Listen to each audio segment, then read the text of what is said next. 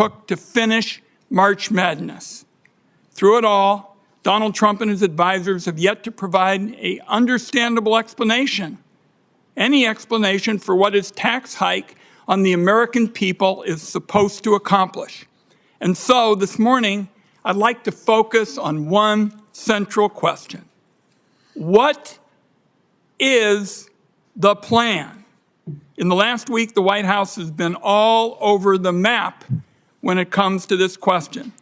There is no clear message of how the tariffs were determined, what they're supposed to accomplish, how long they'll be in place, whether they're a negotiating tool or a move to try and cut the United States off from global trade and usher in a new era of 1870s-style protectionism. In the days since Donald Trump announced his tariffs, the president and his advisors have repeatedly changed their stories on all of these questions.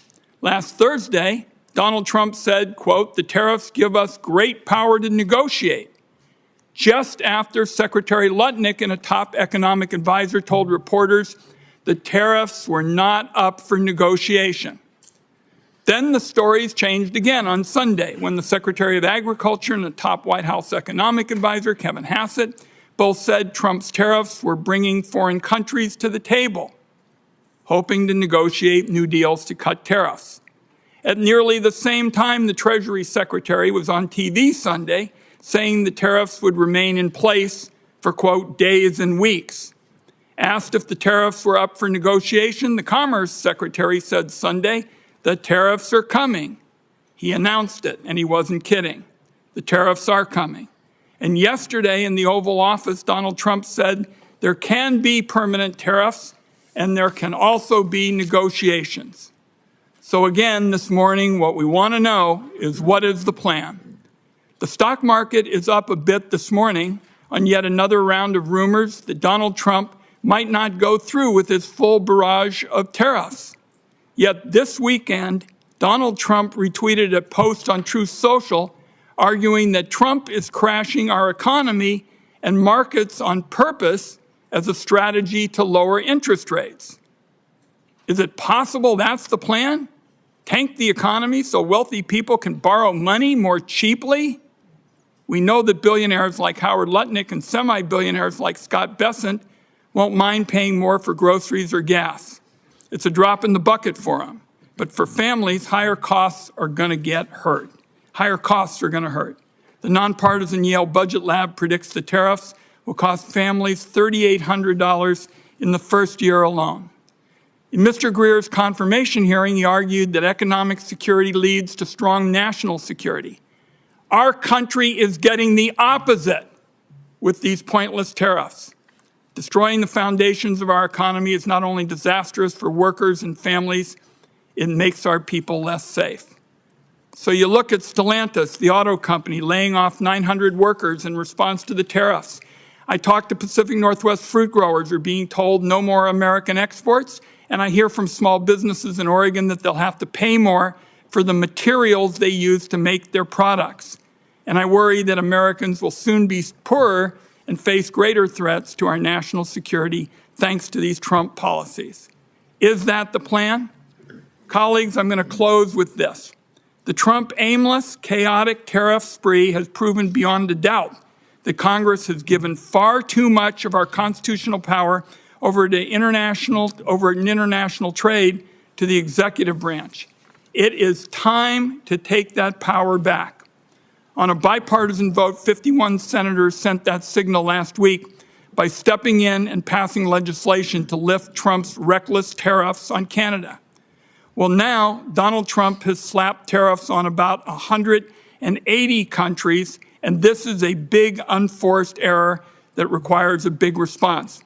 So let me close with this announcement. Today, I am proposing a new bipartisan privileged resolution to end the latest crop of global tariffs that are clobbering American families and small businesses.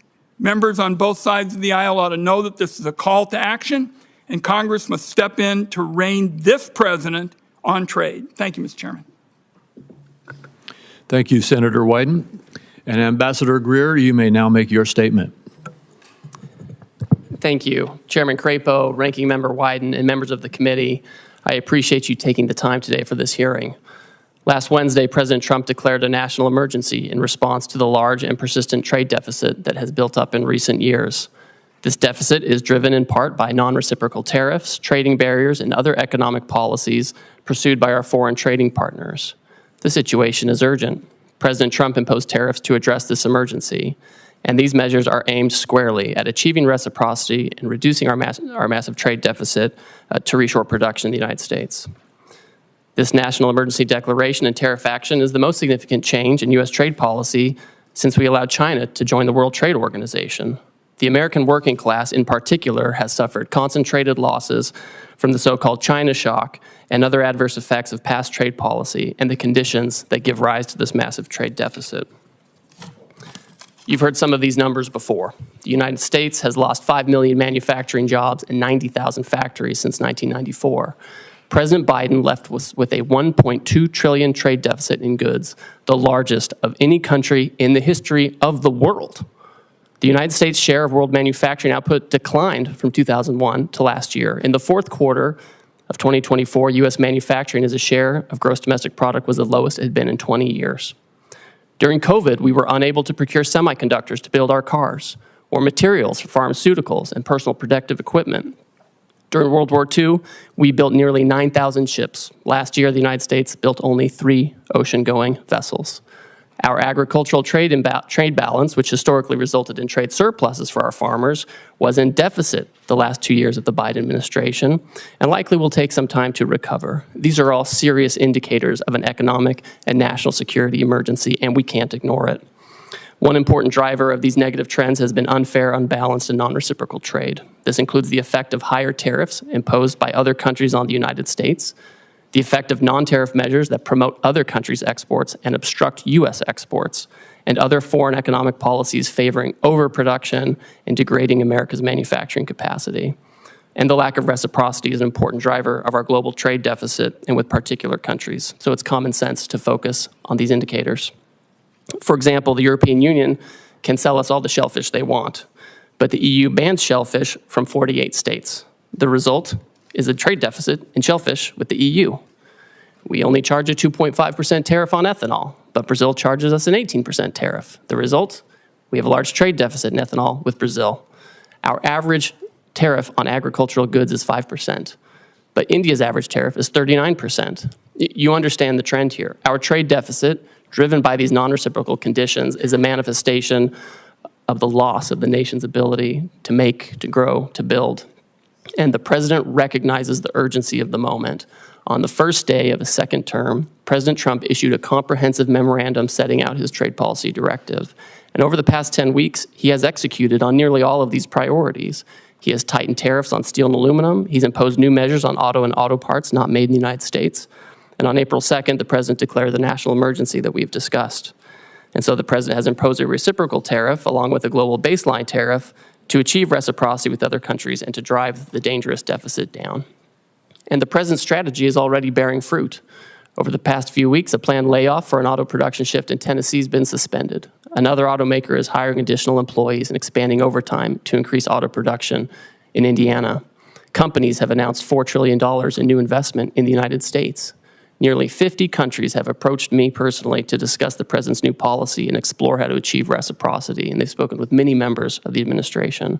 Several of these countries, such as Argentina, Vietnam, India, and Israel, have suggested that they will reduce their tariffs and non-tariff barriers in line with the president's policy. And these obviously are welcome moves. Our large and persistent trade deficit has been over 30 years in the making, and it will not be resolved overnight, but all of this is in the right direction, particularly as we start to negotiate with these countries. We must move away from an economy that's based solely on government spending and the financial sector, and we must become an economy based on producing real goods and services that provide jobs for working class and middle class Americans in their communities. This adjustment may be challenging at times, and in a moment of drastic overdue change, I'm confident, I'm certain that the American people can rise to the challenge as they've done before. I appreciate this committee's interest in President Trump's trade agenda.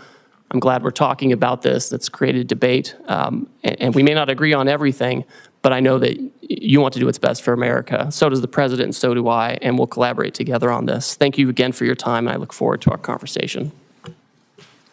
Thank you, Ambassador. Yesterday, Secretary Bessent stated that you and he both will lead trade negotiations with Japan. I am very pleased that President Trump has decided to press for market access in this case. I hope we'll see more negotiations that press for zero-to-zero barriers. But could you explain a little bit what is the scope of these negotiations? Certainly. Thank you, Chairman. So as you know, yesterday the President directed Secretary Bessent and myself to interact with the Japanese. We've already been having several conversations with them over past weeks. So this is not a new development, but we are taking it to a new level. Obviously, we want to have more market access in Japan. For us, we feel like we could have more and better agricultural market access. There are also structural impediments to some of our industrial goods in terms of standards and regulations and that kind of thing. I also think that there are things we can do with our trading partners, things that aren't always purely in the trade sector with respect to economic security, whether it's export controls alignment or investment screening alignment or energy, making sure that our partners are tied up with us with respect to liquefied natural gas and other resources, as opposed to being dependent on other countries that may not be as friendly. And so I think all of these factors will go into these discussions with Japan in the coming weeks. Well, thank you. And as you indicated in your testimony, you've been approached, the administration or you have been approached by about 50 other countries already. I assume that the objective in these approaches, and I assume that there will be discussions and negotiations with them, but first, could you verify that? Is the objective here to engage in market access negotiations with these countries? Chairman, as these countries approach us, the idea is that we've had years and years of non-reciprocal access, and it's contributed to these trade deficits. As the countries come to approach us, what we've told them is, if you have a better idea to achieve reciprocity and to get our trade deficit down, we want to talk to you. We want to negotiate with you. And it goes both ways. Sometimes they have exports to us that are driven by subsidies and unfair trading practices. And then obviously they have non-reciprocal treatment on their end where they block our exports, sometimes through prohibitive tariffs, quotas that are not administered in the appropriate way, or other unfair trading practices. So these are the kinds of things that should be targeted. And I don't want to prejudge the negotiations, but if they're able to provide an alternative plan that can further these objectives, I think we're open to that. Well, thank you. The America First Trade Policy Memorandum rightly tasked the USTR to review China's compliance with the Phase 1 agreement. Under the agreement, China is obligated to purchase more U.S. goods and change basic practices and laws, the so-called structural commitments. The prior administration refused to discuss whether China complied with its structural commitments. And by the way, these were commitments made in response to tariffs in President Trump's first presidency, correct? That's right. What is your analysis of China's compliance with the structural commitments that it made in Phase 1 so far? Our assessment, Chairman, is that in the initial stages of implementing the agreement, China made significant movement to make these structural changes, whether it was with respect to agricultural rules, financial services, or IP.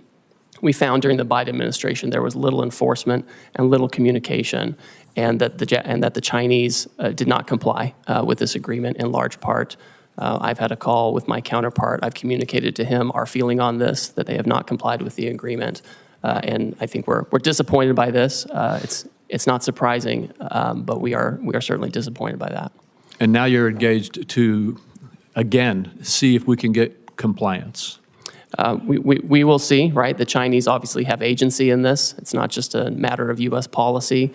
We, of course, welcome and we hope that foreign countries will change their practices to make sure that they're fair.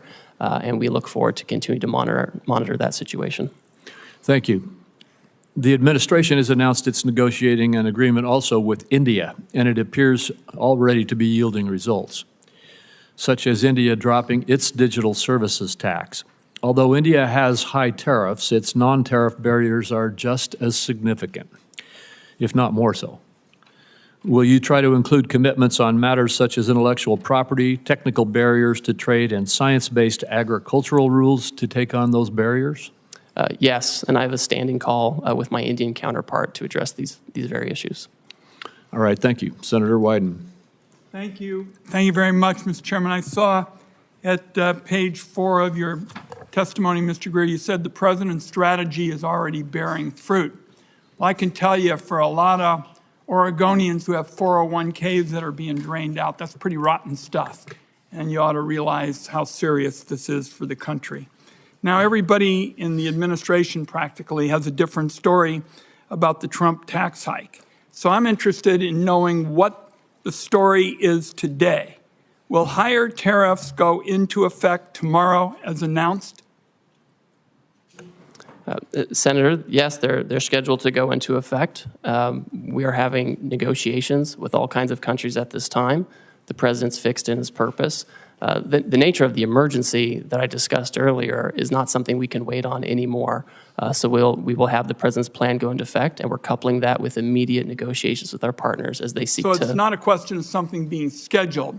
You're committing this morning that they're going to go into effect. This is what the president has said, Senator. For how many countries? I understand it's over 50. That are negotiating with Yeah. us. We have about 50 that have come to speak with us, and I'm constantly talking to my counterparts. I have staff right now at USTR meeting with others, and we will have the tariffs in place. And if the other countries can come to an agreement on reciprocal trade, then that's something that the president can consider. I don't want to prejudge the negotiations or the president's decision, but that's what we're doing. Now, you've said you've been negotiating deals. Foreign countries have already retaliated against our farmers and ranchers and small businesses. How can you commit that negotiations are not just going to stop bleeding, but are actually going to open up markets that the Trump tariffs have closed off?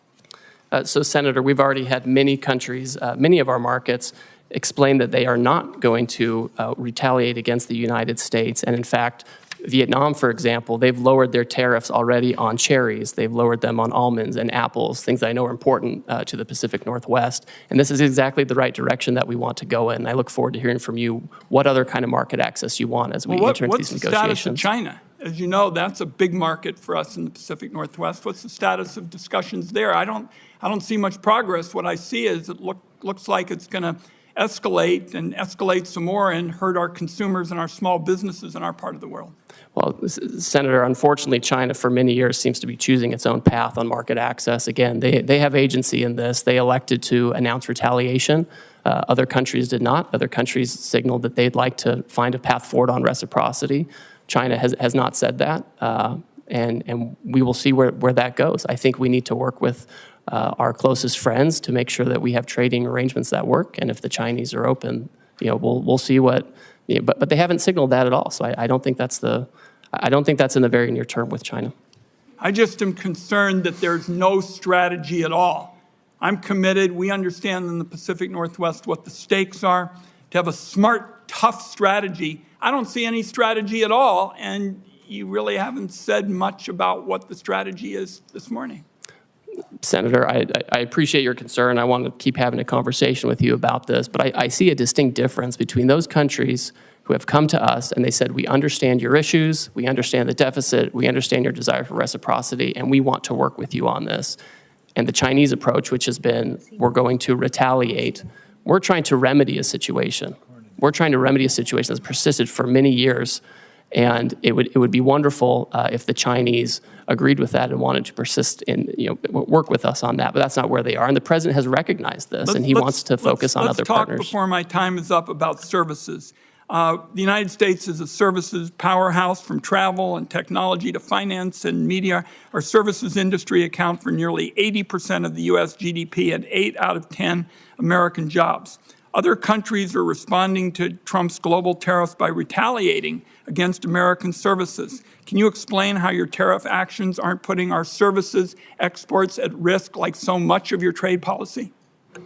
Senator, and Chairman Crapo mentioned this, we had India already pull down a digital advertising tax that affected some of our most competitive tech companies. We're already in conversations with other countries that if they want to have reciprocal trade with us, that's something that we need to consider as well. And we expect them not to discriminate against our services companies. We have some of the most competitive in the world, I agree with you. And to me, that's part of this calculation. I wrapped up with the services question because it seems to me it's classic Donald Trump. really good at talking about problems, even saying that there is some reason to go forward, identifying a problem, but pretty damn bad at fixing them. And there's going to be a whole lot of collateral damage in the process if you all continue with these trade policies in services and in other areas. Thank you, Mr. Chairman. Thank you, Senator Cornyn. Ambassador Greer, well, thank you for being here today. I know there's been a lot of discussion about tariffs, but would you just briefly discuss non-tariff barriers to trade? In other words, the barriers that countries put up to deny market access from U.S. exports into those countries that aren't tariffs per se. Yes, thank you, Senator. I have here in my hand a book that's become very popular in recent days. This is the National Trade Estimate on Foreign Trade Barriers, and the Office of the United States Trade Representative puts this together with input from civil society, unions, industry, business, small business, and this is 400 pages of all the non-tariff barriers that you're talking about. Just a few examples. India, huge trading partner, they restrict imports of ethanol for fuel use by using restrictive import licenses. These are the types of border measures that don't sound very sexy to talk about, and they don't make for a great soundbite, but these are the things that actually block our exports, where they have licensing regimes or they have fake science that they use to block our imports.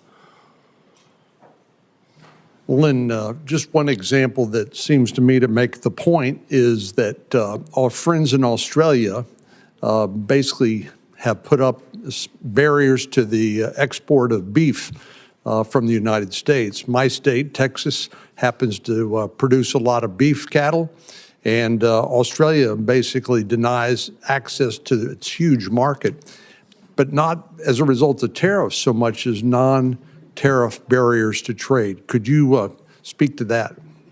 Yes, Senator, and it's always surprising because we have a free trade agreement with Australia, and we would expect that we would have fair and reciprocal trade. Last year, I think we imported about $3 billion worth of Australian beef, and we exported $0 of American beef to Australia. And it's not just beef. Australia also blocks on specious, fake science grounds, the export of fresh and frozen U.S. pork. So it's incredible that they do this. We have zero exports of the fresh and frozen U.S. pork to Australia. I find it interesting that people express surprise at President Trump's policies when he's been talking about these policies for, best I can tell, for decades, and how unfair trading arrangements are between various countries. And indeed, some of these unfair trading practices have resulted in the deindustrialization of America. We've exported manufacturing to Asia and particularly China and other countries that now appear to be willing to hold us hostage to those supply chains. A few years ago, we passed the CHIPS and Science Act. We worked with Secretary Pompeo, Secretary Ross during President Trump's first administration, and later was signed by President Biden, but to bring advanced semiconductor manufacturing back on shore, because we recognized that the vulnerability that existed if there was another pandemic, there's a natural disaster, or heaven forbid, a military conflict break out in Asia, we wouldn't have access to these advanced semiconductors that run everything from your cell phone to the avionics on an F-35 Joint Strike Fighter. But China has basically held us hostage and continues to use some of these vulnerabilities to our detriment. For example, critical mineral processing. Would you speak to the vulnerability that exists as a result of China basically processing 90% of the critical minerals in the world that are essential for our daily lives? Yes, Senator, and that figure is always one that gives me great concern, the 90% of the processing. We do have critical minerals in the United States. We have lithium here. We have other critical minerals here. And a lot of it is that China has centralized the processing of minerals, right? We have in the Western Hemisphere, in Bolivia, in Chile, we have all kinds of critical minerals, and that's in our hemisphere. But they get sent to China, they're processed, and they come here, and then if China wants to exercise economic coercion or other practices, they do have a stranglehold on these kinds of things. That's a very dangerous situation to be in. I mean, this is part of the urgency of what we're talking about. And I think as the Trump administration certainly takes action on trade, but also takes action on the environmental side and permitting and regulation, that's an area where we can actually have more of that activity here in the United States, or we can work with our trading partners to try to incentivize production there as well. Thank you very much. Thank you. Senator Bennett. Chair, thank you, Mr. Chairman. Ambassador, it's good to see you again. Could you talk a little bit about the relationship of the tariffs that you have put on and rising prices for the American people? What is it the American people should expect to be able to suffer as a result in terms of rising prices? I understand your position is that the long-term gain is worth the short-term pain, but what is that short-term pain going to look like? So Senator, I think we can look at, I think we should look at history and data for this. You know, it's hard to project what's going to happen with prices, but we know in the first Trump term, the president imposed historic tariffs on China on an enormous amount of goods coming from China. And during that time, inflation went down by 0.1%. During the Biden administration, the historic inflation was not on imported goods or related to tariffs that President Biden put in place. It was related to, frankly, services, healthcare, education, et cetera.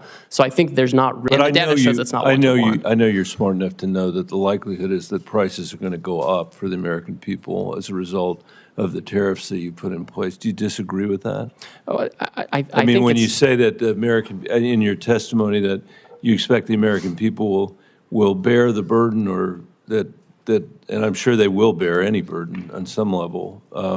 But what do you think that burden is actually going to look like? Well, I think the challenges, frankly, are going to be more for companies that are largely dependent on imports from China and Asia, where they have to adjust their supply chains in a quick set of time. Yeah. And the way the tariffs get allocated between the foreign, the foreign producer and the importer, that's where the majority of adjustment comes. And we have a bunch of those companies in Colorado, and I know that Osprey Packs, for example, they probably don't want me to mention them, but I will. And in Southwest Colorado would be a very good example of that. I mean, they are very dependent on the supply chain from Vietnam, and they probably are really worried today about what's going to happen, which a lot of people are. I mean, I think one of the things about the situation we find ourselves in is the degree to which we've now created huge uncertainty in our economy, and I'm worried that that is going to result in a lack of investment, capital investment. You mentioned some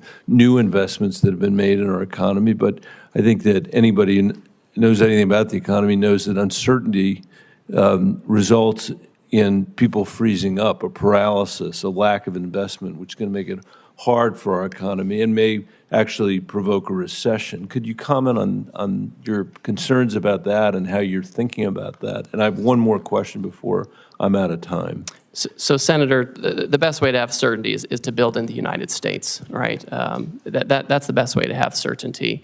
But that's going to take a long, long time. And what's going to happen in the meantime, do you think? So, Senator, we have, I would say, dilly-dallied for years on this issue. We've done these broad studies, which are interesting and helpful that we saw come out of the Biden administration. Right. But we have to act.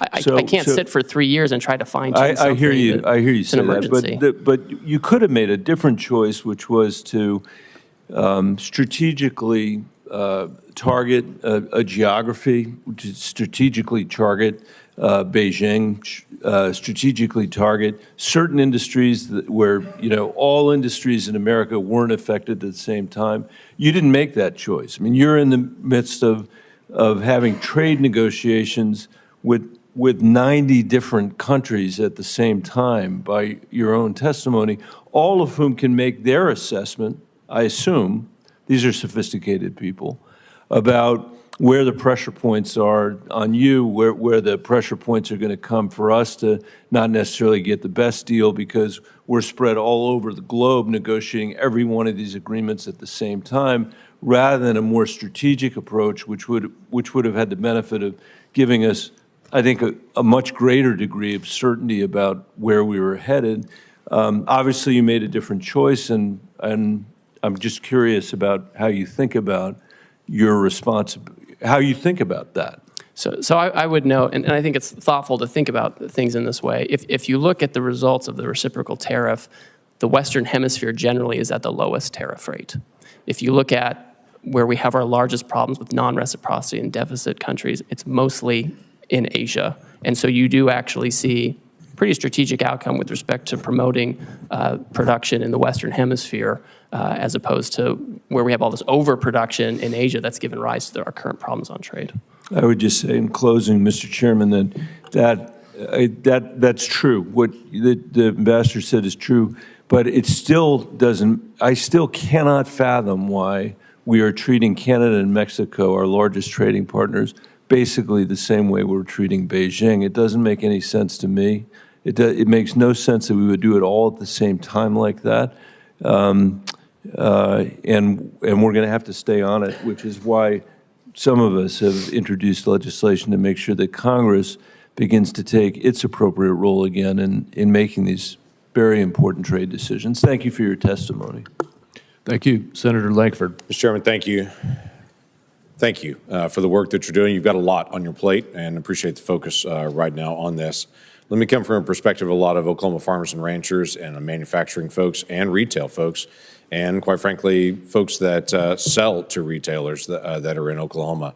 They've got several questions that they've actually sent to me pretty quickly, so I want to be able to bounce a few of those. The goal of this is to do more trade internationally, that the United States would be able to manufacture here or produce here and sell more internationally, and that we would have that opportunity to have increased market access. Is that correct? So, Senator, I think that's accurate, because when we're trying to get down a deficit and have more production here, necessarily part of it is making sure we're not getting too many imports that are driven by unfair trade practices, but also promoting our exports overseas. So then right now there's a lot of negotiations going on. There was a lot of questions for several days whether we're negotiating or not negotiating. I'm hearing from you pretty clearly today. We are open to negotiate. We're trying to be able to establish better trade agreements to be able to move forward.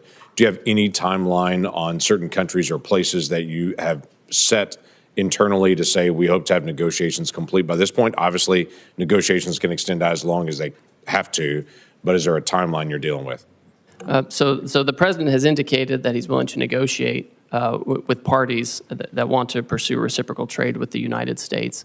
We don't have any particular timeline set on that because, as you pointed out, Senator, the outcome is more important than setting something artificially for us. What I can say is I'm moving as quickly as possible, and a lot of these countries are moving very quickly, and we're working on the weekends, we're working at night as folks want to engage on this. Now, I will say, I know you want to ask something, the trade deficit has been decades in the making, and it's not going to be solved overnight. Right. Yeah, everyone understands that well, and everyone that I talk to is grateful that we're actually attacking the trade deficit issue and try to be able to bring down barriers to trade. They also want to get a timeline. Let me give you, for instance, I've got an Oklahoma company that several years ago spent millions of dollars to be able to move out of China. They moved into Vietnam for production because literally what they're producing, the parts were not created in America. So they were looking for other places to go. They spent all the money, spent all the time, shifted out of China, got to Vietnam and established there. Now they're saying we've got giant costs in Vietnam at this point. So they're going to have to renegotiate with every single retailer that they sell to, which is going to take a lot of time to be able to do it. What they're trying to be able to figure out is, do we hold on those negotiations and try to renegotiate with Walmart and Target and Costco and everybody else they're going to have to renegotiate with? Or do they press on with those negotiations now? If things are going to get resolved soon, they can pause. If they're not going to get resolved, they're going to have to renegotiate every contract again to try to figure out which way to go. So the time piece does matter to them. Senator, I understand completely, and Vietnam is one of those countries that understands that it is, frankly, one of the major targets of this action, because their trade surplus with us is so lopsided. I think it's every $15 they export to us, we send them $1, and they remain closed to our exports where we can be competitive, agriculture, et cetera. But they've come to the table with an offer, right? We didn't go out and say, please come talk to us. They beat down our door and they want to talk about it. Good. I don't anticipate that we're ever going to have equal trade with Vietnam. We're a much larger economy than they are, but bringing down the trade barriers would be helpful so that they would accept American products to be sold there. I think that's beneficial, but most countries in the world are never going to buy as much as we're purchasing because we just purchase a lot more from there. Another issue has come up about garment manufacturing. Obviously, this is a challenge. We'll have different pieces that are bought from different countries. We don't have a lot of garment manufacturing here in the United States. For those garment manufacturers that are here and for others, some in Oklahoma, they're asking me about exclusions and exceptions and how this is going to be handled to say, we can't buy it in America. This is the only place that's actually manufacturing it. I know long-term, the hope is to be able to have a more diversified, but in the short term, they don't have another option. How do you plan to handle that? Senator, the president has been clear with me and with others that he does not intend to have exclusions and exemptions, especially given the nature of the action. If you have Swiss cheese in the action, it can undermine the overall point, which is to get rid of the deficit, achieve reciprocity. To my point earlier to Mr. Bennett, the Western Hemisphere countries have a much lower tariff than many of the Asian countries, and I've heard from textile manufacturers for many years that they would love to have a situation where Western Hemisphere textile and garment manufacturing is more competitive, and maybe we're setting up the conditions for that. So in the short term, there's no exemptions that are coming on it. So for companies that are currently buying from Asia at this point, whether it be for textiles, whatever it may be, the goal is to be able to push them out of Asia into the Western Hemisphere, or where do they need to go at this point? Well, the president has been clear, again, that he's not doing exemptions or exceptions in the near term. My own sense is, given the tariff differentials between Asia and Western Hemisphere, I think people can start making decisions based on that. Senator Whitehouse. Thanks, Ambassador Greer, for being here. Just to sort of frame our conversation, tell me what a negative externality is. This is something you and I like to talk about. Yes, we do. This is a situation where you have a foreign country where perhaps they have actions such as poor environmental regimes or lax labor laws, and they don't bear the cost of that. Instead, they send their goods that are the product of these processes where they have lax regulatory regimes. They send it here, and we end up bearing this. They externalize these negative externalities to us, and we have to bear it, and our workers have to bear it, and we don't compete on a level playing field. So two things are wrong with this. One, the customary negative externality is pollution. And to the extent, for instance, on an issue I've done a lot of work on in bipartisan fashion, plastic in our oceans. Now it's in our drinking water, it's in breast milk. I mean, we've really gone down a very weird pathway with respect to plastics. If China, for instance, is responsible for dumping 60 or 70% of the plastics into the Pacific, then that's a harm to us, correct? Yes, I agree. Because it's a commons, the ocean, and we suffer from that. And then if the Chinese company is exporting their goods to the U.S., and that Chinese company has a lower cost for its product because it doesn't have proper pollution control with respect to plastic, and the U.S. company does, then that's an unfair trade imbalance, correct? Yes, I agree with that. So two things are wrong when we get into the situation of foreign countries allowing pollution that our companies pay to prevent. That's right. And that's an appropriate place for tariffs to be deployed to offset that trade imbalance and help protect the commons from this particular tragedy, correct? I think trade action can be appropriate, and when the president announced his reciprocal tariff regime last Wednesday, he specifically referred to pollution by other countries in his speech. You may not have listened to it, but you may want to go back and listen to that part, because that's very true, and I agree with you. Well, it might be the only place in which the administration shows the slightest interest in pollution, so good for that. The issue of plastics is, I think, a pretty significant one. Again, there's been a lot of bipartisan interest. I even went up to the Oval Office during Trump 1 to have one of my bills signed by the president, and he gave a very animated riff on Asian countries polluting our beautiful oceans and how it comes ashore very often in Alaska by the ton along their beaches. So I hope this is an area we can continue to work together. And in particular, I hope that you'll sit down with me and Senator Cassidy on legislation that we are working on. Will you give us that meeting? Senator, I'll take any meeting with you that you would like to talk about this issue. And Great. I'd like to Well, also let we'll you. sit down with Senator Cassidy's team and have a conversation there. The other thing I wanted to flag for you is that you pretty well successfully deflected all of Senator Bennett's questions about what the immediate impact looks like in the short-term pain for the long-term gain. I just want to flag for you one issue that is very important to me. Rhode Island is a small business state, right? We don't have a whole lot of big mega corporations there who can balance things and move things around. Canada is our largest trading partner.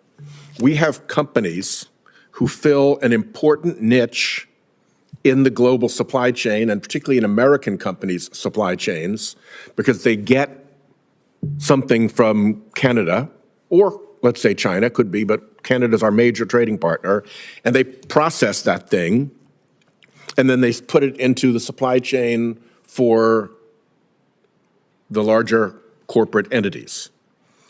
That's their business. That's all they've got. So if we're not looking out for these small businesses that are actually going to have to lock their doors and close the shutters and fire their employees and go out of business, I think you've missed a huge hole in the problem that these tariffs have created. If all you're listening to is the big mega corporations who can move things around the world and have the resources to dodge these effects, you're not getting the straight story. I think in every one of our states, there are going to be small businesses that occupy a niche in which trade is an important factor and that are going to go bust because of these tariffs. And I urge you to look out for those businesses because I don't think they're getting their voices heard at all. So, Senator, I've talked to you about this. I've talked to Senator Hassan about this and others. One thing I asked my team to do last week was to convene a meeting of I have a trade advisory council for small business. I've asked them to convene that meeting. I've connected with the Small Business Administration. They have an international trade desk there. I have an office that also deals with small business because I do want to hear it. I think it's important that we hear it because they don't have the same voices in Washington. I will say right now, Canada and Mexico, things coming from Canada and Mexico that comply with the United States-Mexico-Canada agreement come in duty-free. They continue to do so if they follow the rules. If they don't follow the rules and are trying to put in Chinese stuff, that's going to be tariffed. But if they follow the rules, they're going to be getting the duty-free treatment they're due. Well, a small business that has gone broke is not very amenable to a meeting. They don't exist any longer.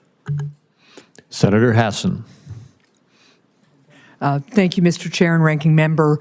Good morning, Ambassador Greer. Thank you for being here. Before I start with a couple of additional questions about the impact of these tariffs, I want to associate myself with Senator Whitehouse's comments just now about the impact on our small businesses, particularly those who are critical parts of supply chains for some of our larger corporations in the country. As you know, Canada is our biggest trading partner too, and we are already seeing the impact of these tariffs with our small businesses, especially in our tourism industry, which is being decimated because Canadians are not coming down to New Hampshire the way they usually do. Let me ask you about a couple of other things. President Trump's tariffs have made almost everything that families buy more expensive. The president imposed a 10% national sales tax on all imports into our country and an even higher sales tax on imports from more than 50 countries, including our allies like Canada. This is the largest tax increase in over half a century, and it's going to cost the average American family $3,800 a year. Their morning cup of coffee will cost more, so will new shoes for their kids, and so will fresh fruit. So my question to you, Ambassador, is how much revenue from the president's national sales tax will be used to give tax breaks to billionaires? So, Senator, as you know, any kind of tariff revenue that comes in to the United States government. It goes to the Treasury, and Congress will decide what happens to that money. Obviously, the president wants to have a very competitive tax policy that's good for everybody. That was part of why he had such a successful economy in the first term, is he married trade action with good tax policy to have $7,000 an increase in real wages over that time. Well, That's what we're looking for. let's be really clear. The president, besides the contradictions in the way he talks about the purpose of his tariffs, the president's made very clear that he sees tariffs as a way of increasing revenue. At the same time, he's working with the majority in Congress to give additional tax breaks to the wealthiest people in the country at the expense of working people who are going to be paying more for everyday goods they absolutely have to pay, goods they were hoping were going to cost less, given the president's campaign promises. But of course, he isn't keeping to those campaign promises as prices continue to go up. Now, the president's national sales tax is increasing prices for families. It's also causing huge losses in Americans' retirement savings. Ambassador Greer, would the administration reverse course if the president's tariffs led to 10% inflation? Senator, the president is fixed in his purpose. This trade deficit and the offshoring and loss of manufacturing jobs is something that's persisted for too long, and it's dangerous. I understand your justification for the policy, even though there are some very contradictory justifications coming out of the administration. But my question is, what's the inflation rate where you guys would reverse course? 10% inflation that I just asked you about, that is higher inflation than we saw at the peak of the COVID economic crisis. But you aren't going to say here today that you would reverse course even if you created inflation as high as we had at the peak of the COVID economic crisis. I think the most serious inflation we saw was during the Biden administration. When we did tariffs in the first term, inflation went down. I just don't. It's not going to be a one-to-one. Inflation about how much money you're putting into the supply. Well, let's just be really clear that the Trump administration is here today to say that even if inflation hits Americans' pocketbooks at 10% because of these tariffs, then the Trump administration is still going to go charging ahead. So, Ambassador, would the administration reverse course if the president's tariffs caused a 50% stock market crash, which would hurt Americans' retirement savings even more than they've been hurt in the last 10 days or so? Senator, the fundamentals of the economy are so strong. We had 228,000 jobs last month. We have 9,000 additional manufacturing jobs from the month before. Your answer is even if the stock market crashes 50%, which is how much the stock market crashed in the Great Recession, you're not going to say here today that you would reverse course even if you crash the stock market and harm retirement savings as drastically as happened during the Great Recession in 2007. Senator, your hypotheticals are not consistent with the history we have seen with the use of tariffs. My hypotheticals are based on the fact that a lot of Americans are looking at their 401ks today and wondering how much of a lifestyle change they are going to have, or whether they're going to be able to retire when they plan to, because of the recklessness and haphazard nature of the Trump administration's imposition of tariffs. Nothing was thought out about this. This has been a haphazard, incompetent effort, and it's showing. Thank you, Mr. Chair. Thank you. Senator Cassidy. Hi, Mr. Greer. Thank you for being here. When I speak to my rice people and my shrimp people back home, they say that the tariff barriers and the subsidies by other countries for those products are so much that it is putting some of our shrimpers and some of our rice people either out of business or in incredible financial binds. And so the fact that the president is attempting to address these as well as the non-tariff trade barriers is incredibly important. Let me first say that. But I also hear from my producers that the mean tariff being selected to apply to a country may not account that for rice, for example, the tariff is much higher for that particular product, and that it is not adequate to address that which is taking place. Any thoughts on that, and how can we have something more particular for products which are really over tariffed? Yes, thank you, and I appreciate that concern, and the tariff rate applied to many of these countries, again, was a countrywide rate. It wasn't product specific. My sense is if countries come to us and they expect to have some kind of a different plan they will need to change these things, right? And they will have specific products, specific barriers that they would have to address, right? Or else, the president, again, he's fixed his purpose. He wants to see production back here. He wants to see our agriculture producers doing well. And these countries just have to have reciprocal trade with us. And that means taking care of the types of barriers and tariff rates you're talking about.